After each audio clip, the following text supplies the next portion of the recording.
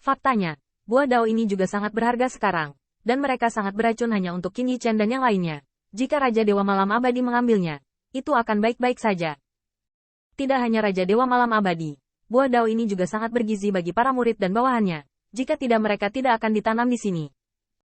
Sementara Bai Guanxing sedang berbicara, dia memadatkan abu roh kepahlawanan menjadi Ruyi, dan Ruyi dengan ringan mengetuk Dao Guo, hanya untuk melihat bahwa malam kelabu di Dao Guo berangsur-angsur jatuh seperti debu, dan dalam sekejap, itu meledak. Menjadi cahaya yang menyilaukan. Sajak Tao muncul kembali, dan keharuman Taoisme anggun, bahkan sehelai daun buah Tao pun tampak menyuburkan darah dan pembuluh darah para dewa, yang sangat bermanfaat dan membuat Qin Yichen langsung mabuk. Tianxing, kamu juga bisa mencobanya. Qin Yichen tiba-tiba menjadi tertarik. Sebenarnya, ini adalah kalimat lamanya. Anda harus tahu bahwa dia adalah ahli alkimia dan membutuhkan ekstraksi pil dan berbagai bahan obat. Dan seperti Bai Guanxing, beberapa bahan obat perlu diekstraksi dari racun. Bahkan beberapa kidan yang sangat bermanfaat awalnya perlu menambahkan racun untuk menetralisir atau menyebabkan perubahan tidak normal pada khasiat obat untuk mencapai efek ajaib. Qin Yichen akrab dengan ini, dan bahkan dia sudah lama tidak memilih Dao Guo. Dan dia segera belajar bagaimana memadatkan abu roh kepahlawanan menjadi Ruyi, mengetuknya dengan ringan, seolah menyapu debu di dalamnya. Dao Guo. Buah Tao yang dipilih Qin Yichen seperti bodi biru, bercahaya dan menawan, dan setiap buah bersinar seperti safir. Qin Yichen butuh waktu lama untuk menghapus malam kelabu. Ini dapat dianggap sebagai cara baginya untuk secara bertahap menguji jalan Raja Dewa Yongye dan memecahkannya. Meskipun hanya ada untayan sepele, itu masih mengejutkan Qin Yichen. Raja Dewa layak menjadi Raja Dewa. Jika ini jalan tertutup di sisinya, aku takut akan membuatnya jatuh ke dalam kegelapan selamanya. Selain itu, Qin Yichen terkejut menemukan bahwa abu roh kepahlawanan harus digunakan untuk tujuan magis, sehingga debu dapat dihapus. Bagaimanapun, abu roh kepahlawanan diubah oleh elf yang terkorosi dan tulang belulang. Semangat heroik. Bai Guanxing memurnikannya, seperti membuang sampahnya dan mengekstraksi esensinya. Dan mayat-mayat itu telah berada di sini selama bertahun-tahun, dan tulang-tulang roh heroik juga luar biasa. Pola Dao yang tersisa di tubuh mereka juga melawan, berjuang, dan belum menyerah pada malam yang tak terbatas. Dengan cara ini, esensi dalam tulang telah membentuk semacam resistensi setelah ratusan juta tahun akumulasi. Sama seperti beberapa meter di sekitar hal yang sangat beracun, harus ada penawarnya. Semua hal tumbuh dan menahan satu sama lain, dan abu roh kepahlawanan memiliki kekuatan seperti itu.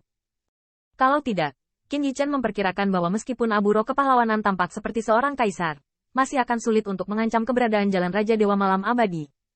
Tapi apa yang tidak diharapkan Qin Yichen adalah gerakannya sangat lembut. Ini adalah kebiasaan yang dikembangkan oleh sang alkemis. Kebiasaan selama bertahun-tahun memberi Qin Yichen memanjakan seperti anak kecil dengan ramuan obat. Qin Yichen menyeka kotoran dengan ringan untuknya, dan akhirnya bisa memetik buahnya. Tetapi ketika dia melihat pita abu heroik, Ruyi mengetuknya, bodi tiba-tiba jatuh ke tanah. Namun, dalam sekejap mata, bodi biru itu seperti pelarian dari tanah. Melarikan diri dengan cepat, Qin Yichen hanya merasakan tanah di bawah kakinya terbang, dan ini berjarak puluhan ribu mil dalam sekejap mata. Ini, kabur. Tanda seru. Qin Yichen tercengang. Dia berhasil membersihkan.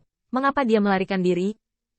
Bai Guanxing memandangnya dan menggelengkan kepalanya sambil tertawa kecil. Buah Dao masih hidup. Bagaimana mungkin kamu bisa dengan mudah memetiknya? Seolah-olah kamu akan dengan mudah ditangkap kembali untuk membuat Tao Ti. Qin Yichen tidak bisa berkata-kata. Dalam keadaan normal, akan sulit bagi buah ini untuk melarikan diri dari telapak tangan dewanya. Kuncinya adalah dia tidak akan berani mengejar malam yang gelap. Lalu apa yang harus dilakukan? Bai Guanxing menghela nafas sedikit, dan hanya bisa berdiri, melihat ke arah retret bodi biru, dan berbisik, bodi hijau. Tempat ini telah diselimuti malam, dan bumi di sini telah menjadi bumi hangus. Aku akan membawamu pergi dan menemukan sebidang tanah bersih untukmu. Itu akan menjadi rumah barumu. Aku tidak akan memakanmu. Aku hanya berharap ketika kamu tumbuh menjadi pohon yang menjulang tinggi, kamu bisa mendapatkan keuntungan dari beberapa buah dan aku. Oke. Qin Yichen menatapnya dengan linglung. Dia memikirkannya dengan hati-hati. Buah Dao hidup, belum lagi buahnya. Bahkan obat ajaib dan rumput peri tidak dapat ditanam di tempat dan dipetik sesuka hati. Selain itu dapat dianggap sebagai bunga setan 10.000 Dao Guo Qizen, bahkan lebih mempesona, sehingga berapa banyak orang kuat yang terkubur di bawah dupa Dao yang menggoda. Dan suara ilahi Bai Guanxing bersenandung untuk waktu yang lama dan penuh perhatian, seolah memanggil anak yang hilang untuk pulang. Dalam beberapa saat, Qin Yichen melihat dua daun tiba-tiba muncul di bawah kaki Bai Guanxing, dan bodi biru itu seperti goper. Keluar dengan hati-hati. Kamu adalah putra Bai Ze? Aku tahu jenis nafas ini. Kamu adalah putra Bai Ze? Kamu bisa bicara? Putri Wenqing kagum padanya. Tetapi begitu Huayun jatuh, dia merasakan tatapan menghina yang dilemparkan oleh Dao Guo. Seolah-olah dia sedang berbicara tentang siapa yang harus diremehkan. Kamu tidak akan bisa berbicara. Ini aku di sini. Haruskah aku mengantarmu pulang? Aku akan membuka tanah suci bagimu untuk hidup dalam damai. Bodi biru sebenarnya memiliki dua bodi yang bersinar, seolah-olah mengedipkan mata besar. Setelah beberapa napas, ia melompat ke pelukan Bai Guanxing, dan bahkan mendengar semburan tangisan. Putra Baize, anak Baize ada di sini. Kita bisa pulang. Anak Baize, di sini mengerikan. Aku tidak bisa melihatnya untuk waktu yang lama di sini. Hanya malam, aku merasa sangat tidak nyaman di malam hari. Bawa kami pergi dengan cepat. Wajah Bai Guanxing penuh dengan senyum yang membuat orang seperti angin musim semi. Dan di bawah jaminannya, buah tao bergoyang, dan bahkan berteriak seperti anak kecil. Mendesak Bai Guanxing untuk segera menyapu debu di malam yang gelap untuk mereka. Dengan jaminan Bai Guanxing, Qin Yichen selanjutnya menjadi lebih mulus. Dan bahkan segera, Dao Guo berdiri di atas kepala dan bahunya. Kamu adalah pedang ilahi Xiantian? Oke. Rambutmu penuh dengan emas dan kekuatan. Bisakah aku tinggal di sini di masa depan? Saya melihat pohon anggur labu terjalin di kepala Qin Yichen. Labu itu bersinar dengan emas, dan biji labu yang terbentuk di dalamnya seperti esensi Dao Jin setelah ribuan kerja keras. Dan banyak buah Dao akan memilih habitatnya. Misalnya, teratai salju dengan daun tipis seperti sayap jangkrik dan sebening es bersedia menyelinap ke pelukan Bai Guanxing untuk bertingkah seperti bayi. Adapun labu emas murni ini, dia ingin hidup di atas kepala Qin Yichen di masa depan.